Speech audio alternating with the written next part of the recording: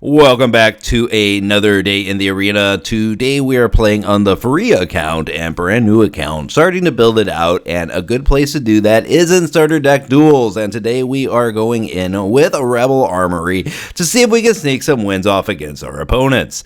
This deck is probably the best dedicated aggro that we have in the Starter Deck Duels. We have a lot of drops that are 2s and 3s and even a couple of 1 drops. Average mana cost is 3.0, but that is a little bit deceptive because Nahiri is going to come out for a lot cheaper. But for the most part, we have a lot of 2 drops, we have a lot of 3 drops, and some good 4 drops that could probably finish the game before we even get into the later stuff.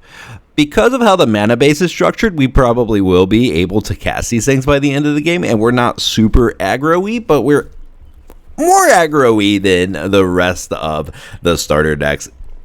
So let's get into it. What exactly are we doing with this deck? Well, it is simple. We are trying to get things like the Hexgold Sledge, the Hexgold Halberd, the Batter Fist, etc., attached to things like the Blade Graft Aspirant, Danita, and Rook in order to finish the game.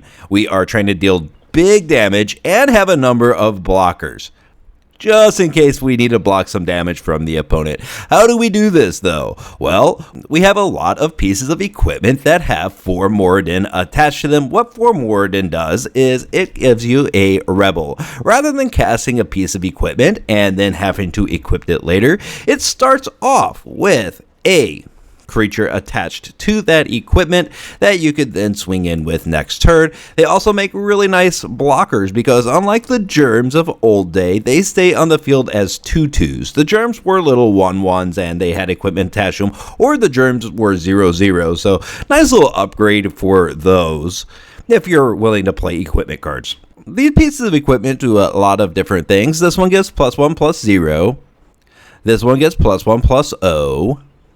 We also have things that give flying, and more importantly, we have things that give double strike with our Blade Hold War Whip. The double strike is going to come in handy, mostly because most of the 4 Moradin spells pump the offense, but do not pump the defense. We're probably not keeping many creatures on the field. We don't mind losing creatures in this deck because we just equipped whatever made the creature actually good to another creature, like +1/+0 and flying. That's what makes the Hexhold Hover Wings good.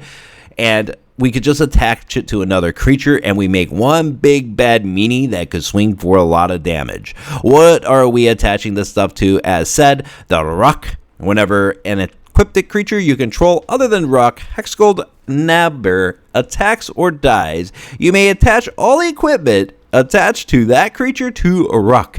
That's going to make him really large. The double strike, the +1/+0, the +1/+0 flying, the double strike, the +2/+2. Mostly you're creating these little dorks that come onto the battlefield, completely expendable creatures. I mean, look at this guy. He even looks expendable. He looks like a guy that's like, nobody cares if this thing dies. But getting those things attached to things like the Nita for free, might I add, and First Strike, Vigilance, Lifelink, just great card in this deck. It's probably, again, the closest thing to a dedicated aggro that we have, and it's pretty consistent from what I've seen from other people. We also have a ton of removal in here with things like the Hurloon, Battle Hymn, which for 3 you can deal 4 damage to target creature or planeswalker, and if you kick it for 1 you gain an extra 4 life if you're running low on life, or you want to do some tempo-y stuff and all that. Rebel Salvo, 5 damage, affinity for equipment, so generally you could get this out for cheaper, but 5 damage to a creature and affinity to equipment, where with more equipment on the field you could actually cast this for less. For 1 red on turn 3 or 4, you could generally get 5 damage off on target creature or planeswalker, and that creature loses indestructible. It's very, very decent. Even without affinity for equipment, it's not a bad card. So with all of this equipment on the field, we're looking at a pretty solid piece of removal here. To top it all off, we have 3 copies of Planar Disruption, which, again, we're going back into the theme that a lot of these cards are better in limited rather than constructed, but hey, this is a limited format in and of itself. Quite a fun limited format, might I add, and it's fine. It's fine. It does its job well. A lot of decks cannot handle getting rid of equipment in this area, so it works like a dream. Without further ado, let's go ahead and get into the matches and see how it does.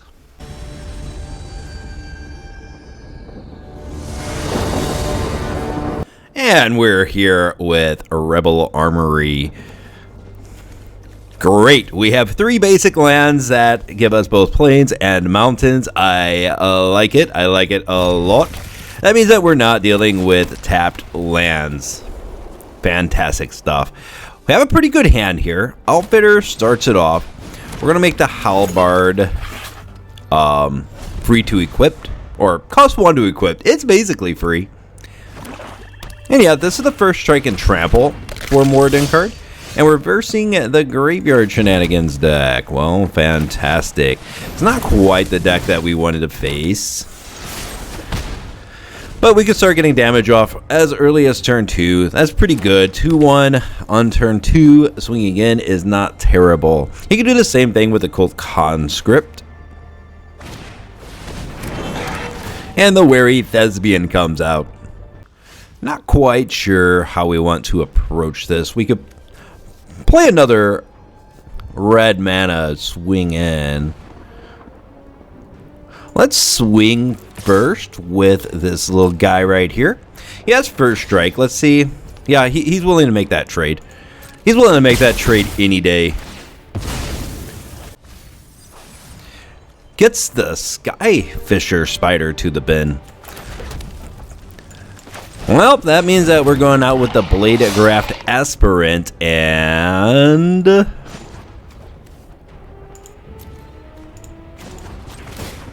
we'll equip it to the Aspirant.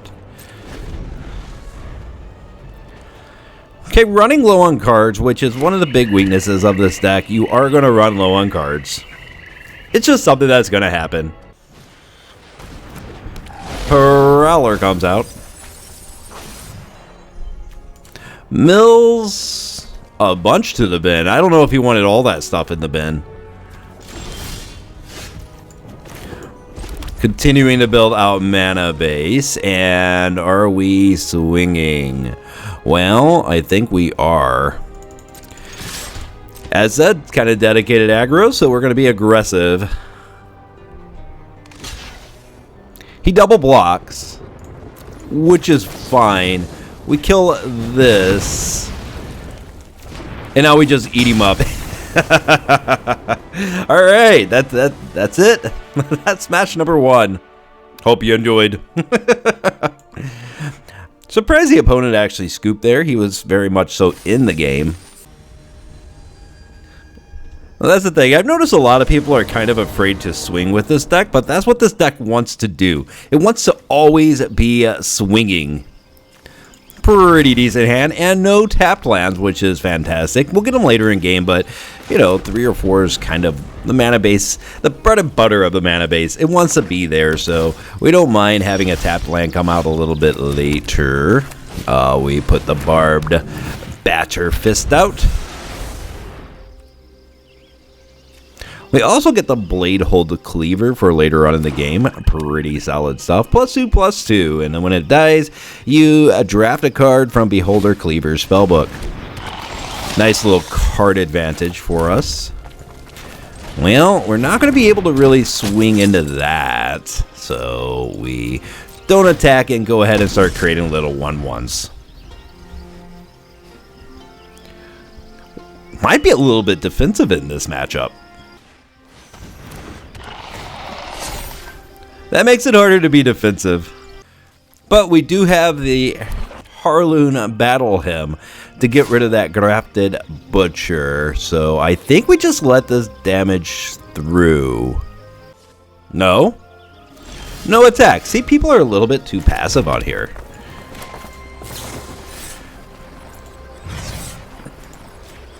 Kill it. Swing, swing. Finally on the offense again. He takes it all. And then we continue to create little soldiers. Ichor Drinker is not a great card. Not a great card at all. Drops a tapped land. He gained a life, but he is going nice and slow. We do get a Phyrexian Missionary here. That's a very good card against us. So we are going to go ahead and kill it, I think. Or we just drop the Beholder. And start to get some real damage off. Does not have first strike. Think we're just literally passing. It is a shame, but we have quite a wide board state. It's going to be really hard for him to get some damage off.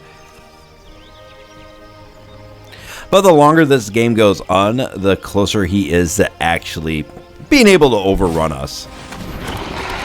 It's a little bit early for that, but, you know, the U-Charge is out. The Progenitor. Does pile onto that. That's fine. We could equip that, and we probably will equip that to either over here. Okay, we get something.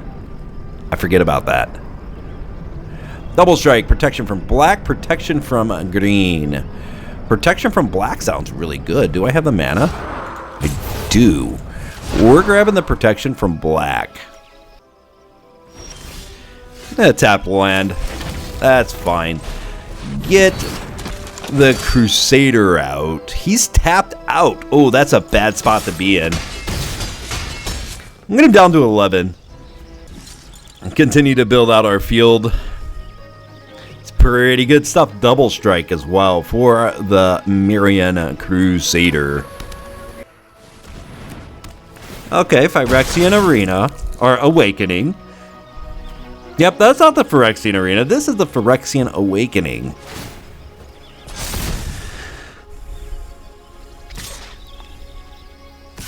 Again, being awfully aggressive. Very aggressive.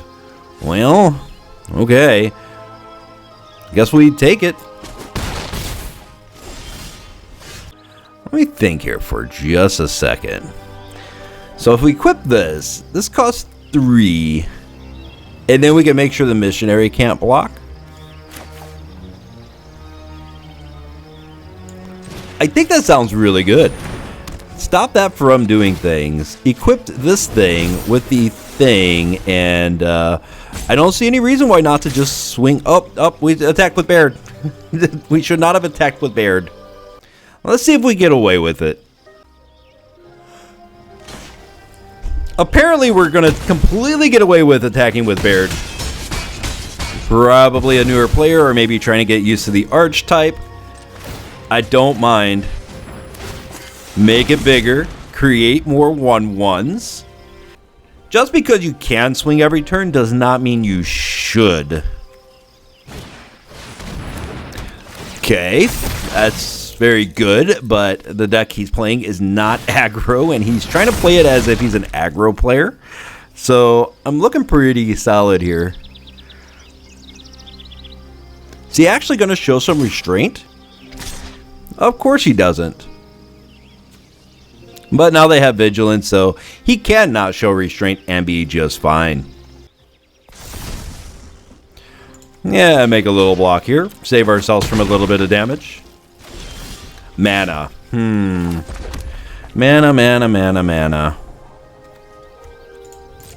This time we're going to hold Baird back. Just go in.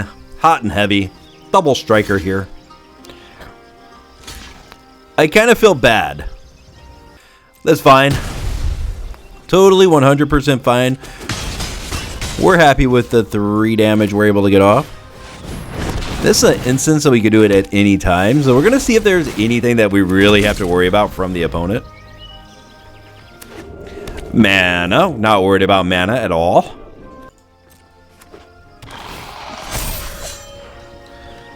And the Butcher comes back out. Looks like a good target for this. Gain some more life.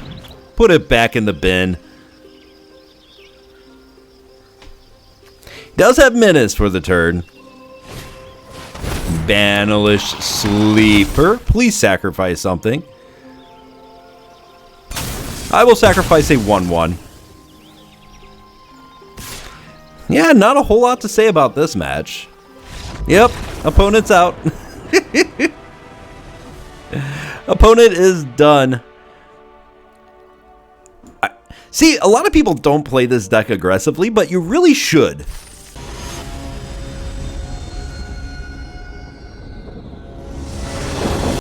The longer a game goes on, the weaker this deck is, and this right here is an example of where we probably are a little bit weaker. I'm going to keep it anyway, just because we have the 2 planar disruptions.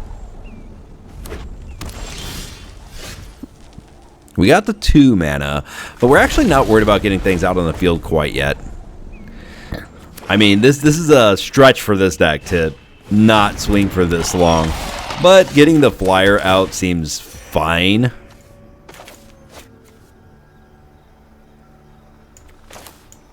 And getting this on that makes it to where his sack outlet's not going to really work too well.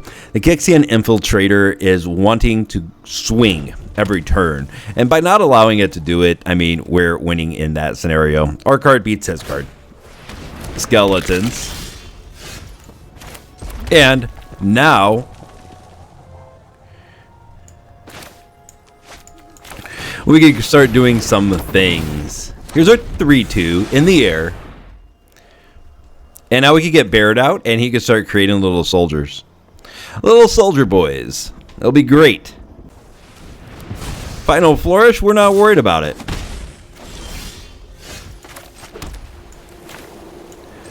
Go with the Blade War Whip. Then Baird. He's tapped out, so we definitely get our 1/1. Even attaching the Behold War Whip to the soldier here would be fine, and he understands that there's no way out. He's gonna sacrifice this, kill one of the things, probably the Baird. Yeah, I mean, what are you gonna do?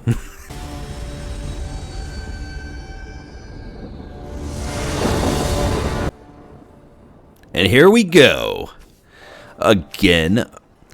Armory deck here.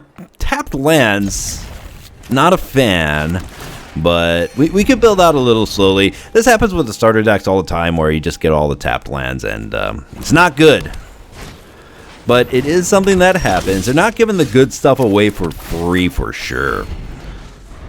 There's Survivor of Corliss. Swings?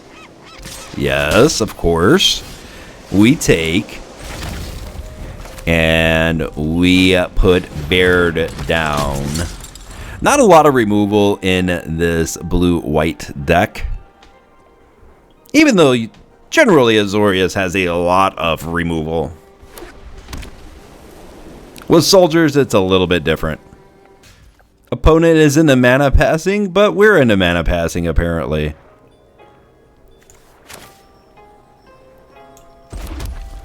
I think we're swinging. And following up with Astor. 2 rares. Oh, wait. Oh, that's right. Hang on. I want to fix this. So we want flying? We want the whip. Yes, that is right. Baird is a good card, but he is not a rare.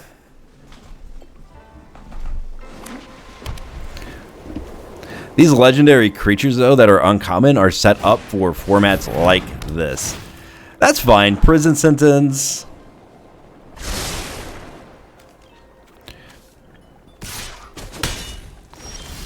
If he wants to try to outpace me, I mean, like, he's a fast deck as well. He doesn't have much on the field that we want to, you know, pacify yet. But we want to get out there nice and wide and start creating our little soldiers. You have soldiers, I have soldiers. We should just get along, my man. Harbin, not a good cast here. Not a good cast at all. Flying in haste. All right. Well, I mean, we're going for it, right? Going for the win? We won't win it this turn. Flying haste. We're gonna do it. Yeah, we might as well make it as big of a meme as possible. Here we go. Coming in hot and heavy. Down to 5. Ruck is dead, but he definitely did his job. Next turn, we just win. Okay, that's not going to stop us from winning. That is not going to stop us at all.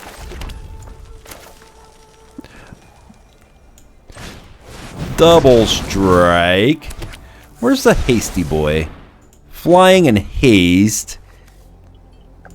Give flying and haste to this.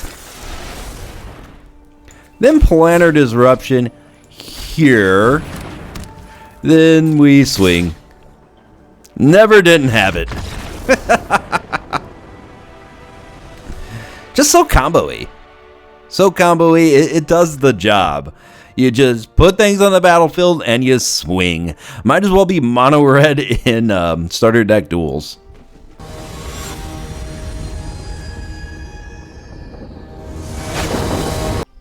Not the best hand I've ever seen, but not the worst. I've kept worse and have won, especially in starter deck duels. So we're going to keep it.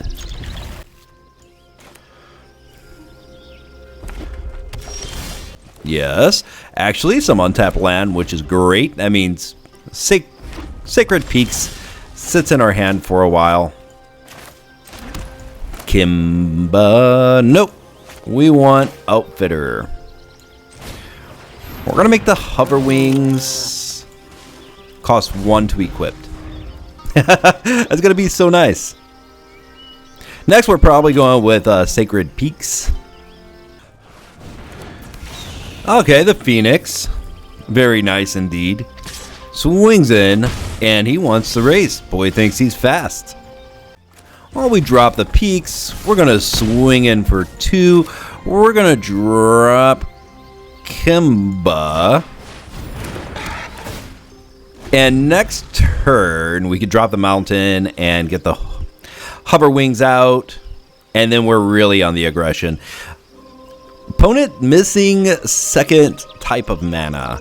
I think this is the Gruul deck with the Phoenix. And there it is. He finally drops a green mana. Warmonger is a very good... I think that's actually a worthy trade. Because he has a lot of things that have Convoke. He misses with it, which is what that card usually does in this deck.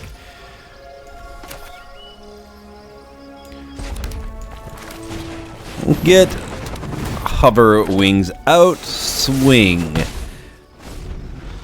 Now, if he holds up the Phoenix, we kill the Phoenix. I'm hoping he swings with it, though, so that we could just continue to swing. Okay, Battle Driver's good. He does not swing with it. Dropping mana. Dropping the Halberd. This makes the Rebel Salvo cheaper. We kill this, and we swing away. Fair trade. And now we equipped this guy with the flying guy. Very nicely done.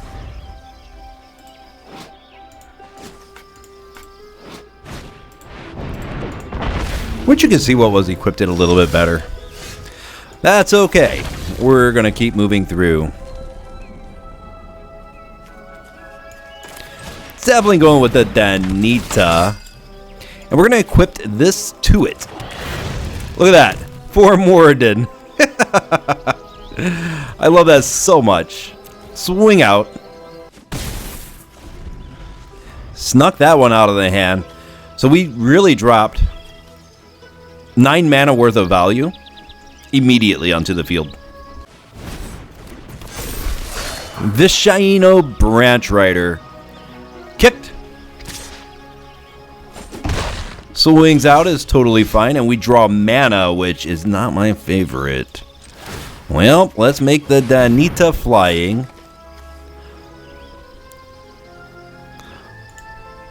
There we go.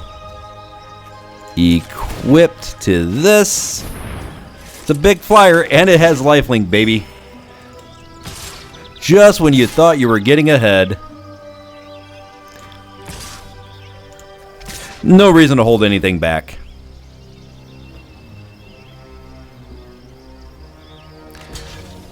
Absolutely none. What a waste.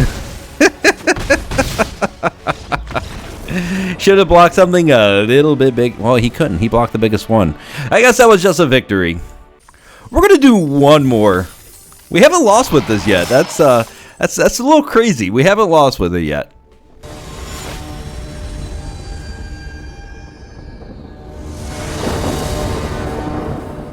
Kimba. Turn 1 Kimba seems okay, but we do not know. We're going to mulligan. Oh, man. It's going to do that to us. Well, alright. Get rid of a tap land. And get rid of something expensive. And put that one there. It'll be fine. This deck can do just fine on 2 mana for a while. Well, isn't that a lucky treat?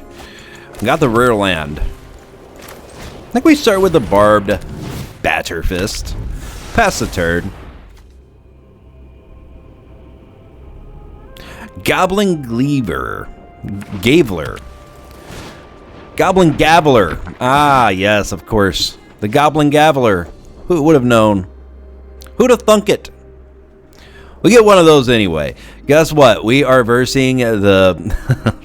I don't like this deck at all. I don't think it's good.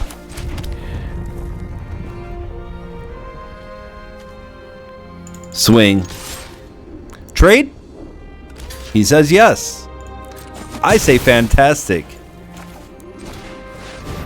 Let's get the Goblin Gabbler out. There he is. Look at him. He's so happy.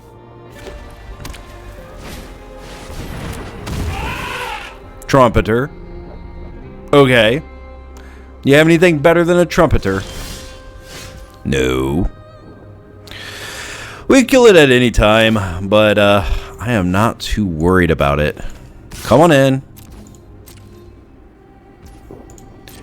Takes it. There's a Hex Gold Halberd. And we'll pass for now. We could cast Rebel Salvo if we think that he's going to put 1/1 counters on the Fairground Trumpeter. Should be fine. He's swinging with it. Okay, I take. I take 2. Yep, do your worst. That's your worst. We're going to be just fine. The 1 pair. What do you put the 1/1 counter on? Itself. Okay, well, kill it.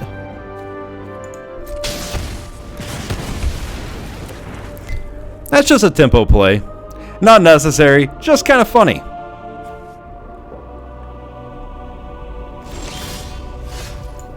Get this out for sure, and we're going to swing. I think equipment is free with it. Well, we'll get a mana out. We will equip. What's this do? +1/+0. We will equip this guy here. Now it's a 3/1. Can't do much with a Trumpeter. 1 pair. Very cute. But I got a really good swing next turn, and 3, 6, 10 is almost fatal. Oh, that's fine, man. Wow, that's not the play you want. That is not the play you want. That's fine. Well, we're doing the thing. We're doing it. We're putting the Blade Hold War Whip down. And making our swing. Exiling some more stuff. It's more land. That's actually not terrible for us because we've actually been able to ditch 4 lands. Put it on Danita. Pass the turn. He is out. He's gone. Very easy deck to pull wins with. My God, if you are playing in these and that's because you have such a low amount of wild cards, this ain't a bad one to use to get 15 really quick wins. Let's go to a post-game wrap. So if you're trying to get dailies done, this deck is phenomenal. As far as upgrades go, however, make sure that you like this video and we are going to upgrade this deck. This is not a big deck in standard right now at all. I do think it has some potential, but I think that it's just too easy to be removed to, board wipes, artifact hate, stuff like that. There's so many things that you need for this deck to work well that it won't outside of this area. Currently in standard, probably needs a little bit more support. But overall, I think that there's a lot of potential for this deck and this archetype to become big. So, liking the video, 40 likes, and we will try to upgrade this as best as possible, see if we could do something with it, and definitely I playtest these for hours, tens of hours, 20s of hours. So, any kind of upgrades and stuff like that, I got to make sure that people want to actually see it. Overall, though, if you're playing this in starter deck duels, you're going to be doing very well most of the time, nigh unbeatable in most situations if you play it right. You play creatures, you swing. You play more creatures, you swing. And guess what else you do? You put things on the battlefield, and if you guess swing, you're probably right. Our removal is literally just to clear the field ahead of us and make sure that we continue to be the beatdown while the opponent is trying to be the beatdown and generally losing when trying to be the beatdown. Yes, a big part of playing well in Magic the Gathering is knowing when to be the aggressor and when to be the defender. And this deck is almost always going to be the aggressor. And most of the decks we faced were used to being aggressive, and that's what cost them when we just took all the damage and swung in with more damage. And don't do that. If you see your opponent is aggressively building up a board state of creatures, hold back, have some restraint, make sure that you have enough life left to be able to make any kind of swing that you are wanting to do. Thank you for joining today. Make sure that you've liked the video so that I know that this is one of the decks that you want to see upgraded, and I will see you next time in the arena. Bye.